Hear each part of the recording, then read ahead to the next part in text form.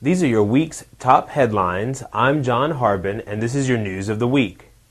3.5 years after John and Irene Bryant were killed while hiking in Pisgah National Forest, a federal grand jury has indicted the drifter and convicted killer police have long thought is responsible for their deaths. Gary Michael Hilton, 65, has been indicted on 2 counts of first-degree murder, kidnapping, robbery, and violent crimes for the murder of the Bryants on National Forest lands, U.S. Attorney for the Western District of North Carolina, Ann M. Tompkins, said in a news release. If convicted, Hilton faces life in prison without parole or the death penalty. Officials with Mainstays Women's Shelter are working with the City Planning Board to resolve permitting and zoning issues so it can stay downtown. But not everyone wants the shelter as a neighbor. At a Hendersonville Planning Board meeting on June 13th, concerns raised by neighbors varied from Mainstay residents congregating on city benches to drinking, unsupervised children, and profane language. Mainstay officials said they were surprised by the complaints and are working to resolve the issues. The zoning issue came to light when Mainstay began expanding its space on Fifth Avenue.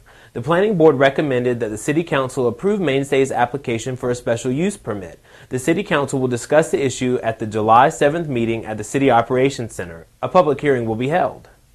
Ray Wallen, who lost his leg in a boating accident in May, is celebrating life. He was surrounded by family and friends Saturday, June 18th at the Run for Ray 5K at Jackson Park. Friends came from as far away as Colorado to participate in the run, a fundraiser to help with medical expenses, as Wallen did not have medical insurance. A man working in his yard died Monday, June 20th after the farm equipment he was on turned over and pinned him underneath. The Transylvania County Sheriff's Office identified the victim as William Galloway. Emergency workers were called to the home on McGuire Road near the corner of McGuire Lane and Pisgah Forest just before 5 p.m. to help a man trapped under the tractor. Galloway was dead when they arrived. The State Department of Transportation's US 64 widening project might come to a close in the next 3 or 4 weeks. Aaron Powell, resident engineer with DOT, said the project is on schedule. The original plan to widen US 64 called for DOT to move more than 200 graves at a cost of up to $4 million. After a public outcry, a citizens panel convened by the Hendersonville City Council in 2008 met for a year to discuss alternatives. The City Council panel endorsed a concept to build a new loop road to divert school traffic off of US 64 instead of widening US 64 through the cemetery.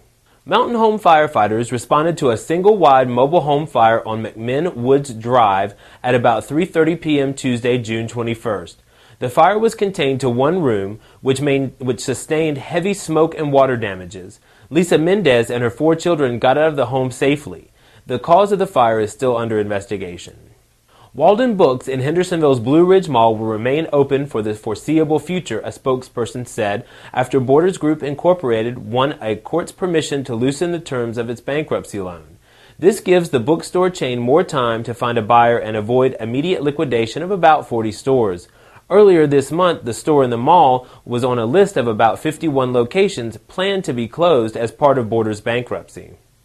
The sound of explosions filled the air Wednesday, June 22nd, as a barn on Ede Road in Etowah burned to the ground.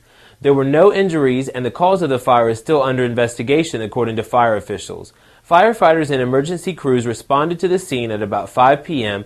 and were able to contain the blaze within 30 minutes. For more on these headlines and other news, check us out at BlueRidgeNow.com or follow us on Facebook or Twitter.